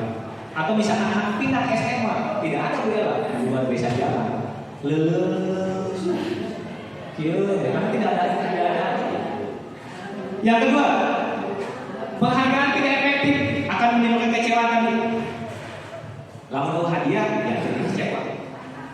Karena memang motivasinya motivasi eksplisit, motivasi dari luar tadi. Jadi lo untuk penghargaan males. Kalau ada penghargaan semangat. Kalau tidak ada hadiah, ayah apa kecewa. Lah beli. Atau mungkin kalah. Awalnya saya ranking 1, tiba-tiba ranking 2. Biasanya ranking 1 menang sepeda, tiba-tiba ranking 2 menang sepeda, itu akan kecewa. Yang ketiga, nah Bapak dan Ibu, ini yang lucu. Ternyata penghargaan bisa merusak hubungan Bapak dan Ibu.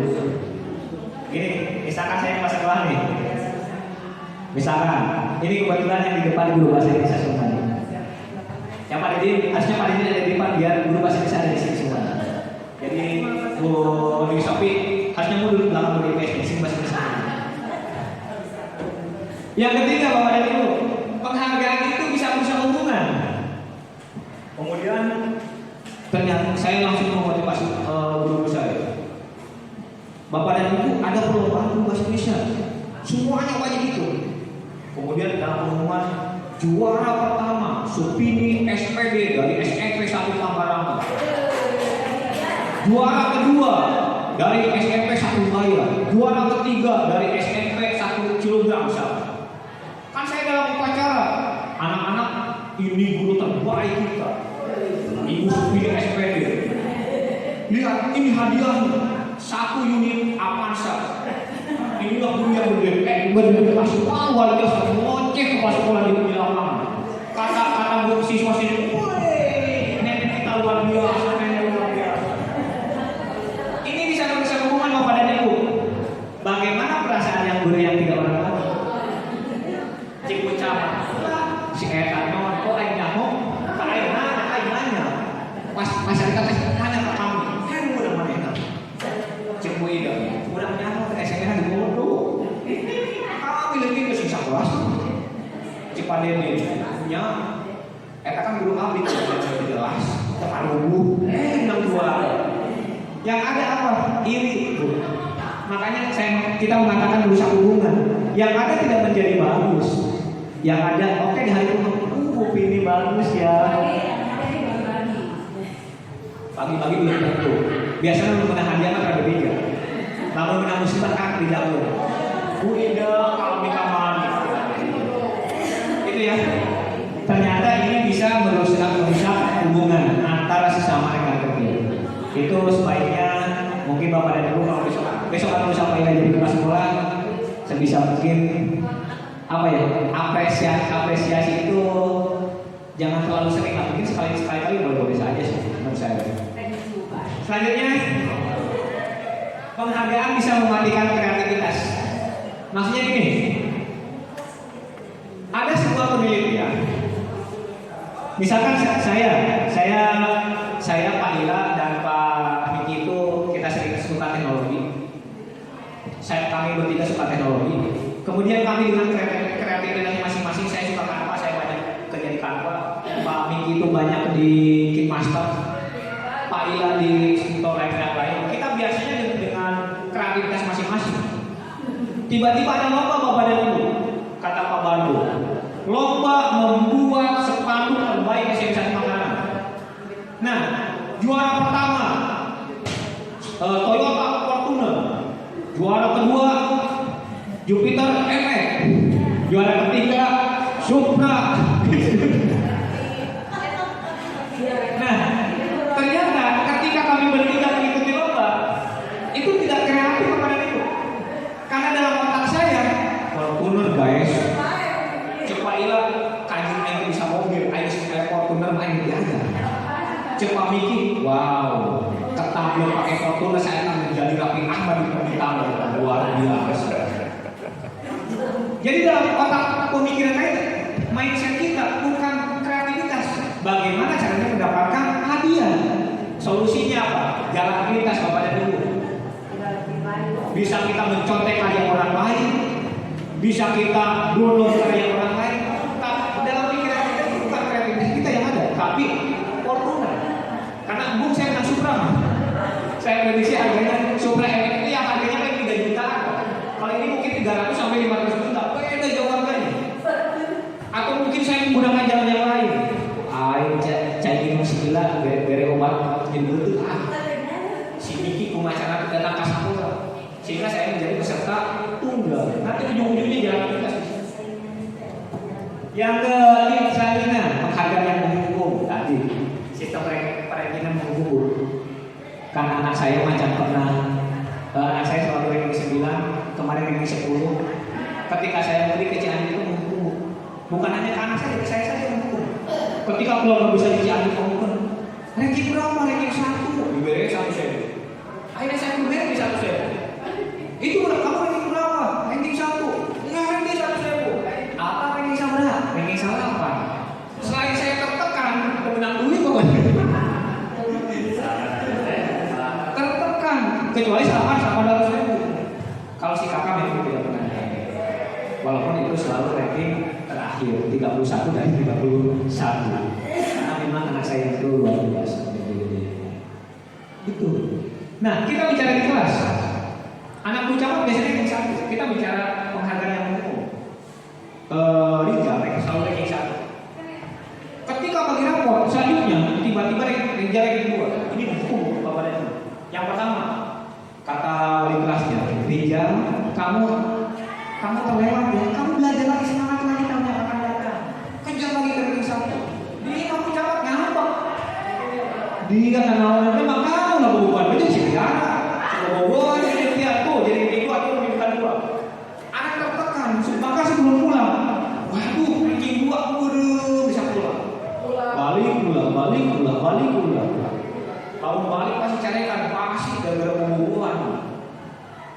hukum. Jadi alangkah baiknya memang sudah waktunya ya Pak Ila ya, tidak sudah sistem perizinan itu sudah tidak digunakan.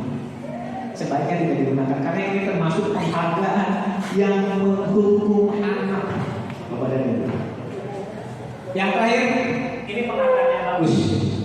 Penghargaan yang datang dari nilai intrinsik masing-masing. Jadi penghargaan juga ada manfaatnya. Yang terakhir, penghargaan yang datang dari motivasi dalam diri sendiri. Contoh begini. Ini lebih cocok ke anak SD. Saya anak SD ketika ada PR kepada ibu. PR anak saya itu menebalkan huruf. Terbilang menebalkan huruf. Tapi anak saya tulisannya juga cekek kotor. Tinggal tebal awal jujur. Curi. Besok anak udah dia tebalkan lagi. Pas tebalkan, ternyata dia bisa koyanan ya. Ternyata gampang. Nah, dia gampang kamar meleleh banget. Jadi ketika anak sudah berhasil menebalkan sesuatu itu ada kebanggaan dalam dirinya sendiri. Merasa berhasil. Saya suka otomotif ketika ngomel mobil. Heugeuleuh bisa jam kawan, ulang apa biasa kayak gitu. Karena saya kakak buka mobil biasa. Bangun pincakan beres-beres. Kayak pas kamu buka, heugeuleuh gampangnya. Alhamdulillah bisa buka apa. Kemudian saya bilang pada diri, kieu cara lo. Kan gagahnya. Ada kebanggaan, oh iya ternyata saya bisa. Motor saya diputar kenapa mesinnya selalu berwarna merah indikatornya kuning? Saya coba ganti yang ini salah, tetap merah. Saya ganti yang ini salah. Kemudian saya ganti sensor panasnya. Geningan jadi iya luar biasa. Tidak perlu datang ke bengkel, bangga. Cek awet ya, cek isi saya mah. Saya berusaha mempercayai diri supaya diri saya sendiri bangga. Bukan ingin dihargai oleh orang lain. Ketika ngaca kan kita awal senyum sendiri yang beda ya. Itu sebagai bentuk bahwa ibu-ibu biasanya menghargai diri sendiri. Sukses dia anak kaca. Seri seorang. Itu tentang penghargaan Bapak dan Ibu. Tadi kata Apikon, ternyata penghargaan saja bisa menghancurkan potensi seseorang. Jadi sebaiknya penghargaan yang didapatkan dari kita sendiri itu ada motivasi yang terakhir. Ada bukan dari faktor eksternal. Selanjutnya ini ada Pak Ila ahlinya restitusi. Kalau tadi hukuman, konsekuensi dan restitusi. Kalau restitusi itu proses menciptakan kondisi bagi murid untuk memperbaiki kesalahan mereka. Kalau hukuman itu siswa tidak akan pernah memperbaiki mereka. Pasti jawaban mereka isukan pasti TKI. Mereka akan terus mengulangi kesalahan dalam hukuman. Dalam restitusi itu lebih meningkat, tapi tetap dalam jangka waktu yang lama mungkin jika bulannya tidak ada mereka akan mengulangi konsekuensi. Sedangkan dalam restitusi siswa akan memperbaiki kesalahan. Nanti akan kita bahas lagi. Sehingga mereka bisa kembali pada kelompok mereka dengan karakter yang lebih kuat. Restitusi juga merupakan kolaboratif atau kolaborasi yang mengajarkan murid untuk mencari solusi dari masalah mereka. Solusi misalkan begini, siswa terlambat, ulah cari kamu. Silakan tanya, kenapa kamu terlambat? Misalkan, saya bangunnya kesiangan Pak. Kita tanya, bagaimana caranya kamu besok tidak bangun kesiangan? Ulah kerja terjadi, kamu pasang jam bekerna. Ya, biarkan dia mencari kesalahannya. Oh iya, Pak, besok saya tidak akan terlambat. Bagaimana solusinya? Silakan tanya. Saya akan memasang jam beker. Kalau ternyata menggunakan jam beker, masih berhudang kemek. Kamu gunakan alat yang lain, misalkan ada ember di atas. Ketika jam beker menyala, kemudian embernya akan jatuh, misalkan saya terlalu. Biarkan mereka yang menjawab mencari solusi sendiri. Nah, membantu siswa atau murid berpikir tentang orang seperti apa yang mereka inginkan. Bagaimana mereka harus memperlakukan orang lain dengan semestinya. Ini menurut dosen tahun 2004. Selanjutnya ini ada hukuman, ada konsekuensi dan restitusi. Hukuman termasuk identitas yang gagal tadi sudah beberapa kali saya sampaikan. Sedangkan konsekuensi dan restitusi itu termasuk identitas yang sukses. Bedanya restitusi lebih baik dibandingkan kita bikin kesepakatan minimal kita lakukan konsekuensi lah. Bikin kesepakatan kelas dulu dengan anak. Minimal kita ada di posisi yang kedua. Karena kalau konsekuensi itu bagian dari identifikasi sukses. Mulai hari ini hindari melakukan hukuman karena itu merupakan identitas yang gagal bagi siswa. Manfaatnya hanya dalam waktu yang pendek, dalam jangka waktu yang panjang justru akan menimbulkan rasa dendam antara siswa ke guru. Nih kemudian kita lewat saja. Karena tadi sudah dibahas.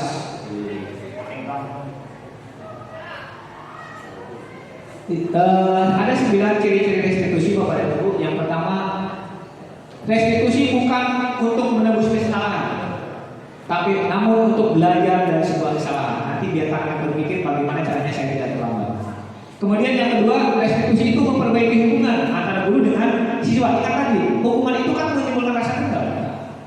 Karena merasa dicabut Pak Deni, kemudian tinggalin Pak Deni supaya mau dihancurkan ya, Jupiter MM.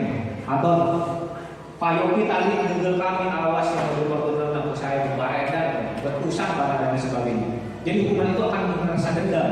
Sedangkan restitusi akan memperbaiki hubungan antara guru dengan siswa. Yang ketiga, restitusi itu memberikan sebuah tawaran, bukan paksaan. B. Siap tidak akan memperbaiki kesalahan. Kalau hukuman jelas akan paksa.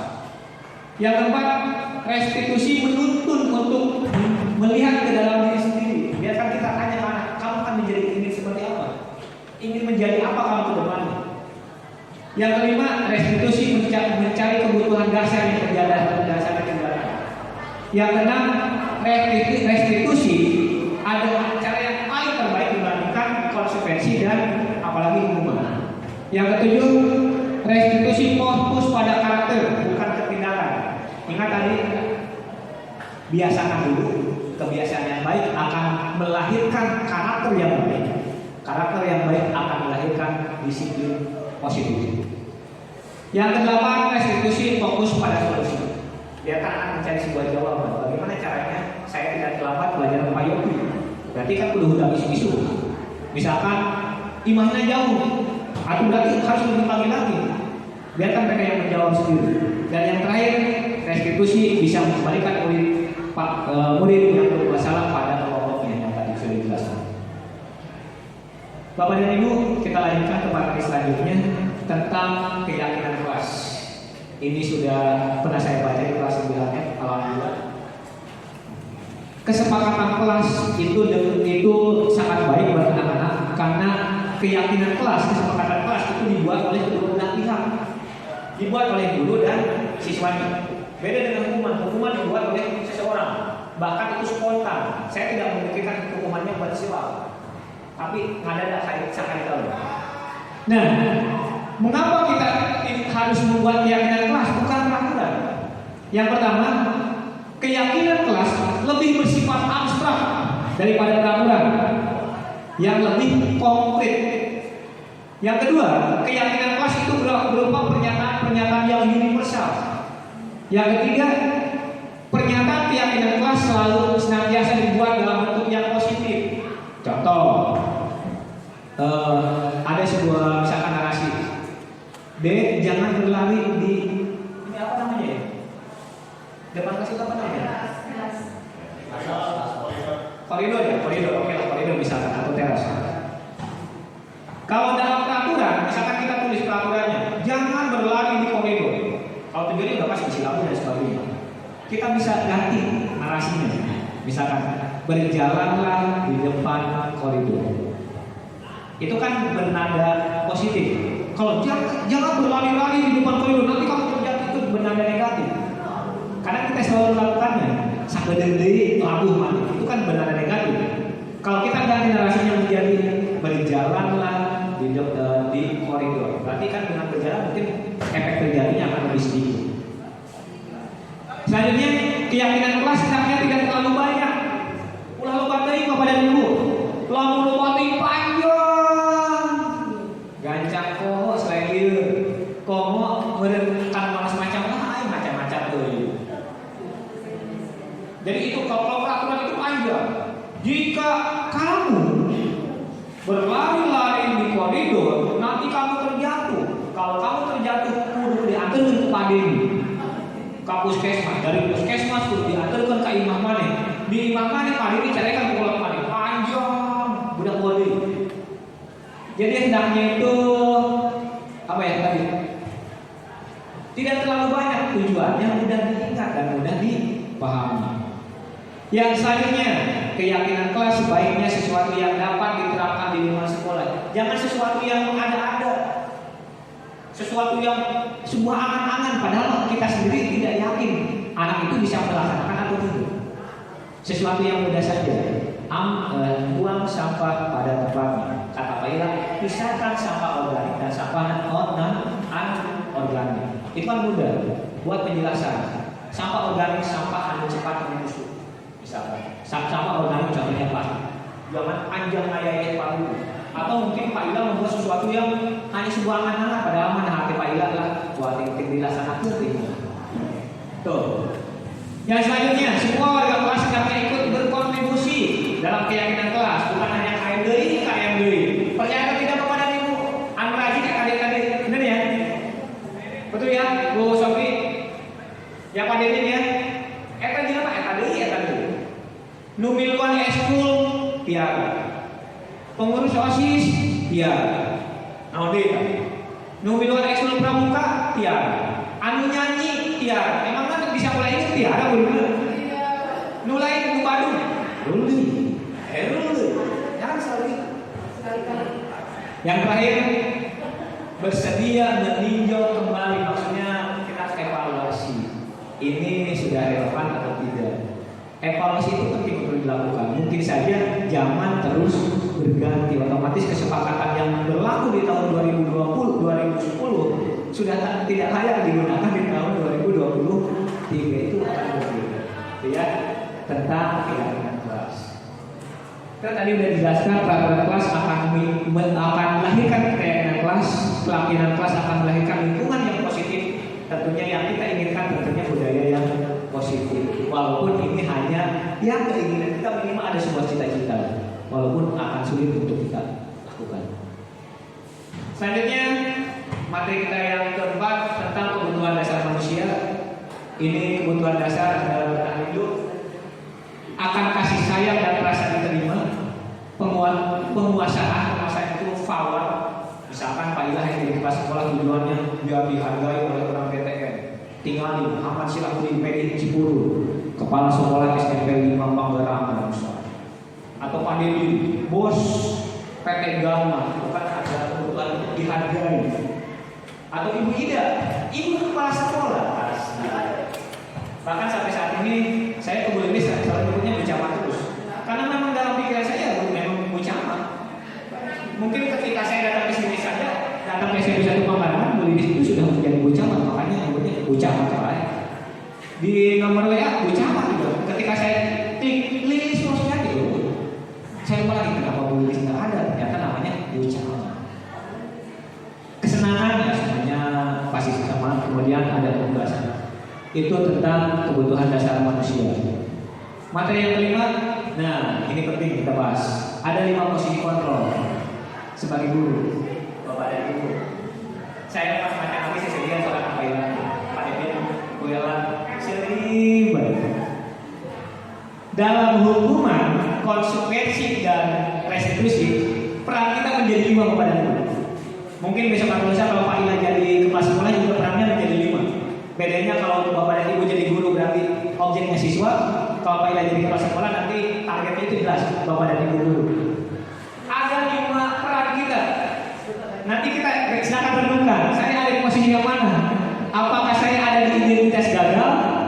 Apakah saya ada di identitas yang berhasil?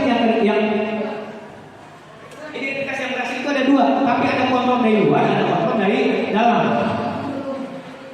Sebisa mungkin kita ada di sini.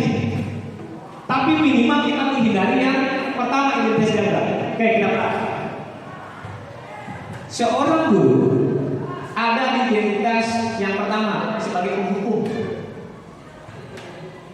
Mangga, muka Pak Yopi, Pak Miki yang sebagai kameramen guru matematika kita Saya ada di posisi mana? Pak Deddy, apakah saya seorang penghukum? Jika guru sebagai seorang penghukum, begini ceritanya. Ciri-ciri guru sebagai penghukum, nada suara yang selalu tinggi, menghardik, tuh sudah dicontohkan oleh Ibu Sumi, menghardik, menunjuk-nunjuk, menyakiti dan menyindir. Itu ciri-ciri penghukum. Saya gurunya kebetulan ada murid saya sekarang jadi guru juga, ada Eka dan Tiara. Eka balik dia, benar bapak aku selalu biasanya dengan ciri-ciri mata melotot guys. Eka kayaknya aku ngomong mata melotot, itu ciri-ciri penghukum. Jadi ada selain verbal ditunjukkan dengan perilaku, dengan emosinya mengatakan kamu itu bersalah, kenapa terlambat datang dalam pelajaran saya tidak suka itu. Pokoknya bapak tidak mau tahu, elak keluar dari ruangan saya. Tuh. Nah, yang selalu guru katakan sama, kalau kamu tidak melakukannya, awas Eka, mau ditaekeun ku bapak. Kalau Pak Ila jadi kelas sekolah, Bu Ella, kalau ibu jarang datang lagi ke sekolah, saya mengatakan SKP-nya. Ternyata ibu mau bisa naik golongan, bisa. Itu ciri-ciri dari penghukum. Hasilnya, anak akan memberontak Bapak dan Ibu. Ini efeknya jangka pendek. Oh, di hari pertama, mohon, dasiun. Itu kamu ngomongkan. Tinggal si botak berdarah, si tangan berdarah, si kumis beracun, kayak Pak Ika dan lain sebagainya. Nah, bagaimana hubungannya dengan dunia berkualitas? Murid meletakkan guru di luar dunia berkualitas, menghargai orang, mulai ngomongkan tukang. Kemudian guru akan berkata, biarkan saja, oke ngambek deui. Dan baiklah, Pak Ika sedang ngambek-ngambek suka ada ngambek deui. Terus pada ini kumaha? Telat deui. Paling mau dicek deui ku baiklah. Dampak pada murid ya pasti akan mengulangi kesalahan jika Bapak dan Ibu berperan sebagai guru yang baik. Jadi budak kapok sehari tahun, isuk anak gitu. Yang kedua, ini sering saya lakukan Bu. Yang kedua, guru sebagai pembuat orang yang merasa bersalah. Maksudnya begini, nada suara itu lembut, Hairul, mana saya, bayangkan, bunga untuk kelas sekolahnya tidak pernah, tidak menunjuk-nunjuk, selalu lembut. Ternyata ini punya efek samping juga. Biasanya guru sebagai pembuat merasa bersalah itu selalu berceramah dan mengatakan seharusnya Hairul jangan begitu ya nak, ya ganteng. Kamu jangan jadi kamu kan udah janji sama ibu, ya. Ibu sekarang jadi kecewa nak. Ibu pikir ternyata Hairul itu akan menjadi baik. Nadanya tidak pernah melotot, mimiknya tidak melotot, tapi justru malah mengelas seolah kemudian terjadi anak merasa bersalah. Oh nyanya karunia amat Pak Dedi, lamun abi molos berarti kali ini bapak cek pas sekolah. Dan ini sih tadi sudah saya katakan, kalau yang terjadi dengan bagus enggaknya itu yang selalu saya katakan bagus. Lamun kainan naon berarti bapak bakal salahkan guru-guru yang lain, bapak bakal disalahkan wali kelasnya, dan bapak akan disalahkan kepala sekolah. Berarti Pak Dedi berperan sebagai pembuat merasa bersalah. Apa yang dikatakan siswa? Maafkan saya Pak, hapunten, saya hilang. Memang tulus. Anak itu terus mengatakan, oh iya saya bersalah. Tapi juga ini bukan bagian dari identitas yang berhasil, tapi justru gagal. Karena apa? Kalau yang kasus yang pertama penghukum, siswa itu dendam sama guru. Wah motor tidak acuh dulu sekali. Tapi dalam kasus yang kedua, siswa itu merasa bersalah sama guru. Akibatnya apa? Jika ini akan jadi ada perasaan apa ya? Merasa bersalah dan apakah dalam Jangan alamatnya pemeriksaan pada ayat nomor 50 ayat 40. Ada perasaan bersalah. Akhirnya apa? Mungkin saja siswa akan menyakiti diri sendiri.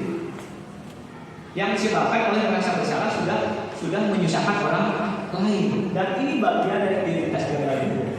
Dan jujur selalu saya lakukan identitas yang kedua. Lalu sebaiknya kita yang mana? Ada yang ketiga, ini bagian dari identitas yang berhasil. Guru sebagai teman. Nah, guru sebagai teman ini agak mirip dengan kasus yang kedua. Orang merasa bersalah agak mirip dengan saya. Yang pertama, dari nada suara sama, akrab, ramah. Cuman bedanya, kalau kita sebagai guru, sebagai teman siswa, kita itu ada candaan di situ. Ini kadang juga saya selalu lakukan. Jadi begitu keadaan menggahan. Ada candaan, ada suara lirik. Lirik kan sama dengan membuat merasa bersalah. Nah, apa yang dikatakan dulu? Ayolah bagus misalkan. Laksanakan demi Bapak. Kamu pasti tidak. Saya bilang misalkan bagus pernah saya bantu. Kamu tolong apa ya? Kamu jangan melakukan itu lagi. Itu hampir sama sebenarnya dengan yang kedua. Cuma jika kita berperan sebagai teman, siswa akan merasa ketergantungan. Jika Pak ini tidak ada, atau mungkin jika saya pindah, siswa akan kembali berpendapat. Ini banyak terjadi sama kita. Tadi pernah kita bilang, Bu, anak ibu ngajar di kelas 8. Sekarang naik ke kelas 9. Pernah cium tangan enggak? Anak rata-rata ayo senang ngajar iya. Jadi itu sebagai bentuk ketergantungan siswa terhadap gurunya. Lamun udah ngajar mah susah salah. Tapi ketika lulus jadi alumni, kita banyak menemukan kasus siswa kita nanya-nanya aja. Berarti ada sebuah pertanyaan, berarti kita dianggap gagal hidupnya. Itu ya. Itu sebagai teman. Yang keempat, sebagai pemantau. Sebagai pemantau itu guru berarti menghitung dengan atau mengukur. Biasanya guru punya catatan. Gini Bapak dan Ibu. Bu Ida, Bu Camat, Bu Pini, Bu Dwi Sofi semuanya jadi wali kelas. Kita punya catatan pertanaman. Misalkan ada aturan di sekolah 15 hari apa tidak boleh naik. Kita kan punya catatan. Nanti besok atau lusa kita punya itu sebagai dasar payung kita. Berarti wali kelas itu bisa saja sebagai pemantau. Oh iya, ada laporan dari camat, saya tidak masuk dalam belajar bahasa Indonesia. Catat, contreng, misalkan. Kemudian ada kasus yang lain, contreng. Kita punya data di situ. Kita punya catatan. Kemudian kita panggil anaknya. D, ini ada laporan dari Bu Camat belajar bahasa Indonesia. Hanya dulu tidak masuk. Kenapa? Berdasarkan catatan itu. Itu berarti tugas Bu Pini itu sebagai pemantau di kelas. Nah, hasilnya siswa biasanya memang menyesuaikan diri. Kalau diawasi Bapak dan Ibu, kalau Bu Pini tidak ada, misalkan ada Bu Pini baru datang, Ibu nggak di Jumat tidak ada jam pelajaran, Ibu hari Jumat tidak akan sekolah. Jadi di hari-hari yang lain udah bagus, karena ada Bu Pini bisa dicatat. Ketika Bu Pini tidak ada atau misalkan Bu Pini, anak-anak Ibu besok ada hajatan di rumah. Misalkan anak Ibu mau menikah, mohon maaf Ibu tidak bisa hadir hari Senin dan hari Selasa. Cik udah, nggak apa-apa Bu, mudah-mudahan acaranya lancar pas Bu Pini keluar. Yes. Jadi bagus lah ya, tidak, karena ada pemantau. Jadi mereka merasa diawasi. Ketika yang mengawasi tidak ada, ya bagus.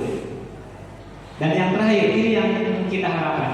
Ini yang pemerintah harapkan. Ini yang sekolah harapkan. Peran guru sebagai manajer. Bagaimana sebagai manajer?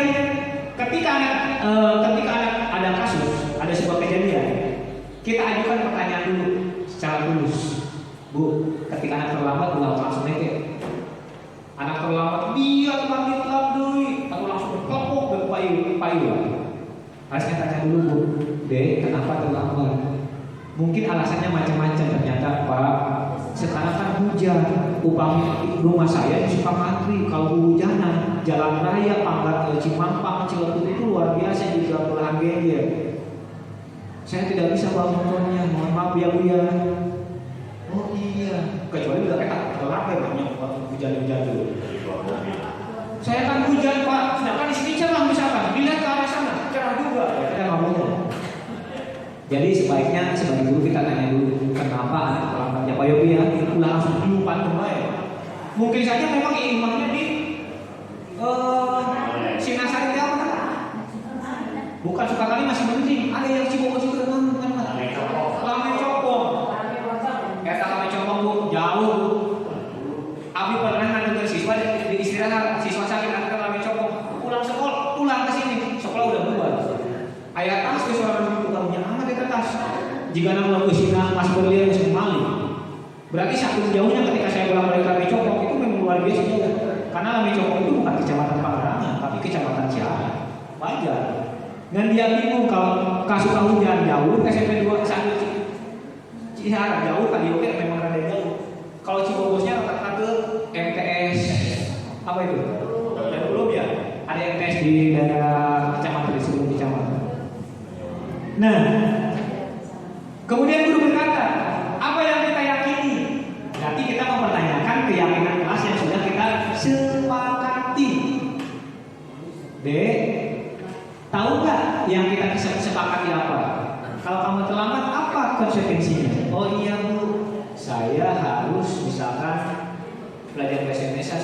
Saya nanti belajar ketika istirahat, saya sudah istirahat kelas ini. Oh iya, kan udah ada. Kemudian guru berkata, perbaiki masalah ini ya. Kenapa bisa terlambat? Saya telat dong. Oh iya, nanti kamu bikin jam beda. Telat lagi, silakan bikin. Ya kan anak yang menjawab. Kemudian mereka memikirkan sendiri apa solusinya. Kemudian hasilnya ada penguatan pribadi Bapak dan Ibu. Anak akan diberi atau siswa diberi tanggung jawab untuk mencari jalan keluarnya. Bukan kita memberikan solusi tidak. Jangan sampai kata bicara, kenapa kamu terlambat? Motor saya rusak Bu. Oh motornya rusak butut ya. Oke deh Ibu belikan motor yang baru. Bukan solusi. Jadi biarkan anak mencari solusi sendiri. Iya Pak Yopi, saya terlambat karena bangun kesiangan. Bagaimana solusinya? Pak Yopi saya tanya, kenapa? Bagaimana solusinya? Saya akan membeli jam bengkel supaya bangun jam 5 subuh. Atau misalkan suara toa masjid saya akan dipakai kabel lagi biar suara toa masjid ada subuh datang ke rumah saya langsung. Kalau perlu ada di kamar kawannya. Hanya itu udah. Tuh. Alarm. Bisa. Betul. Bisa saja.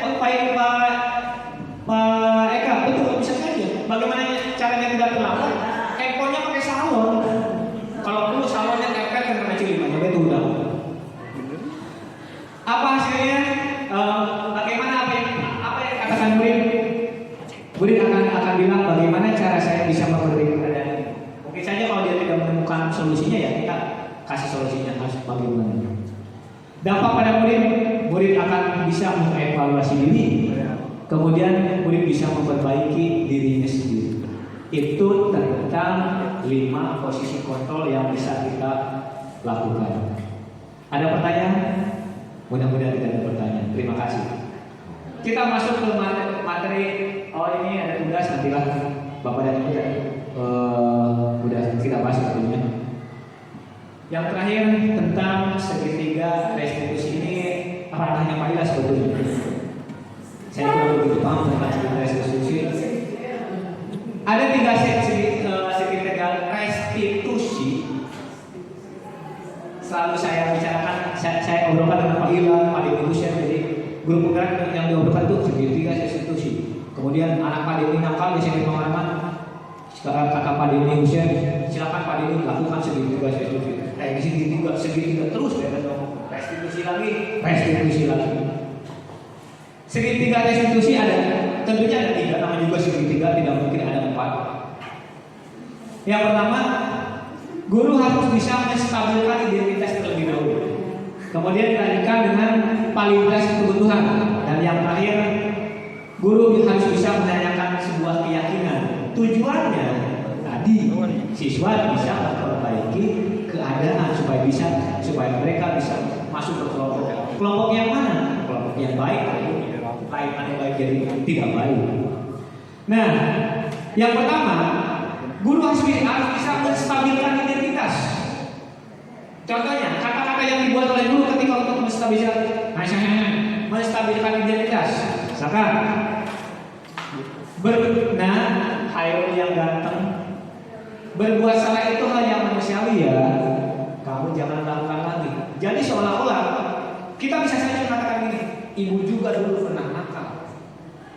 Ternyata ibu sadar ketika dewasa, ibu sadar ternyata perbuatan ini tidak baik. Jangan seolah-olah langsung menyalahkan. Kamu itu terlambat, kamu salah. Pokoknya ibu tidak mau tahu. Itu jelas menghukum. Dalam diskusi bisa saja mengatakan ini. Kenapa kamu terlambat? Oh iya ibu, rumah saya jauh. Oh iya, rumah ibu juga waktu SMP jauh. Rumah ibu di Ciijau loh. Nanti ada sebuah obrolan, oh di Ciijau. Jadi ibu berangkat awalnya gini deh, ibu berangkat jam 5. Ibu kesiangan karena rumah ibu jauh. Berarti ibu memikirkan lagi, oh iya, berarti ibu harus berangkat setengah 5 dan ternyata alhamdulillah tidak terlambat. Jadi jangan langsung, oh kamu salah. Ibu mana yang tahu? Tiada yang salah. Ibu benar. Kita harus mengatakan ke siswa, ibu juga pernah melakukan itu. Ibu juga pernah terlambat. Akhirnya ibu memperbaiki keadaan. Bagaimana solusinya? Ibu melakukan ini. Silakan coba kamu. Mungkin saja itu bisa memperbaiki keadaan kalian. Tuh. Kemudian yang kedua, setelah menstabilkan identitas, lakukan validasi tindakan yang salah. Kemudian kita bilang, kamu bisa saja melakukan hal yang lebih buruk, tapi saya yakin kamu tidak mau melakukan itu. Misalkan gini, kata Pak Ila, Bapak tahu Hairul sebetulnya tidak mau ke sekolah. Hairul pengennya langsung bolos aja, misalkan bawa motor kemana. Tapi Bapak yakin Hairul tidak mau melakukan itu, karena Hairul tahu mana tindakan yang buruk, mana tindakan yang baik. Kemudian yang terakhir, menanyakan keyakinan. Bagaimana caranya siswa memperbaiki keadaan? Tanyakan keyakinan. Bisa saja. Nah, Hairul kan itu keyakinannya sudah ada. Apa langkah yang akan kamu lakukan? Tujuannya sudah pasti, menanyakan keyakinan supaya anak bisa mengikuti kesepakatan yang sudah dibuat bersama. Itu tentang menanyakan keyakinan. Sampai situ Bapak dan Ibu ada pertanyaan? Cukup ya, mungkin waktunya sudah 1 jam Pak Miki. Bapak dan Ibu, terima kasih sudah mengikuti diseminasi saya. Mohon maaf mengganggu waktu Bapak dan Ibu. Mudah-mudahan waktu Bapak dan Ibu yang habis ini bisa menjadi ladang ibadah Bapak dan Ibu. Mohon maaf kalau ada kata-kata saya yang kurang berkenan, menyinggung. Kadang saya pun agak tersinggung dengan beberapa motivasi itu. Minimal saya kemudian evaluasi diri, oh iya saya punya motivasi yang ketiga, motivasi dalam diri saya. Mohon maaf kalau ada kata-kata saya yang kurang berkenan. Wassalamualaikum warahmatullahi wabarakatuh.